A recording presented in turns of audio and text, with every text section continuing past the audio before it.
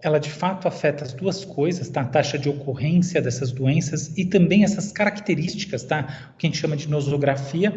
E esses efeitos acontecem em função daquilo que a gente come, do grau e da constância do estresse ao qual somos expostos, da poluição e outros fatores do tipo.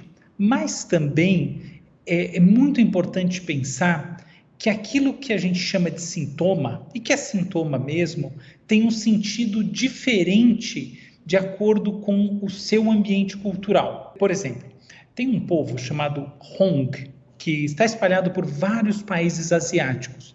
E para este povo, convulsões são sinais de contato com o divino. É claro que para eles a epilepsia não vai ser vista como aqui. Essa visão mais benigna que eles têm pode ajudar. Sim e não. Primeiramente, é preciso a gente pensar que o sofrimento mental não é uma invenção cultural. Um outro ponto importante é o seguinte: não há nada mais ingênuo e mesmo preconceituoso do que representar as culturas não industrializadas como idílicas, perfeitas. O filósofo Slavoj Zizek diz isso de uma maneira muito legal. Ele colocou assim que o sujeito mora numa cidade industrializada, vai para a escola, estuda na universidade e de longe idealiza o outro e assim ele tira o direito do outro de ser imperfeito, ser errado, ser humano, e aí quando vê essas manifestações entra em choque. Então assim, sem idealizações, porque elas são puro sinal da nossa ignorância.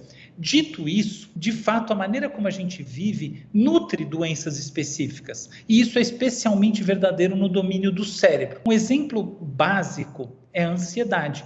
Hoje em dia, o que a gente chama de Oriente, muitas vezes, são países do Oriente ocidentalizados. Então vamos considerar a parte menos urbana, menos industrializada. O que a gente percebe, o que é muito nítido, é que o tipo de cultura que floresce nessas regiões é mais coletivista. O que quer dizer isso? Redes de apoio mais fortes, né? As pessoas se conhecem, tem aquela coisa dos vizinhos, famílias grandes e assim por diante. O nosso modelo é um modelo mais individualista, é um modelo que favorece e valoriza o indivíduo, o que traz, no meu entendimento, várias coisas boas, autonomia, sabe? Toda a questão de você poder, pensa que numa sociedade coletivista tudo é muito rígido, as normas são escritas em pedra, você está ali amarrada naquele frame, naquele status quo. Aqui a gente tem muito mais liberdade. Por outro lado, é muito mais fácil você se sentir sozinho, desamparado ou desamparada. Sobre a loucura, é de novo o sim e não, mas mais para o sim, tá? A loucura no sentido tradicional, ela não era exatamente uma doença, era uma coisa indiferenciada. E em alguns sentidos, alguns loucos, né, em vilas tradicionais,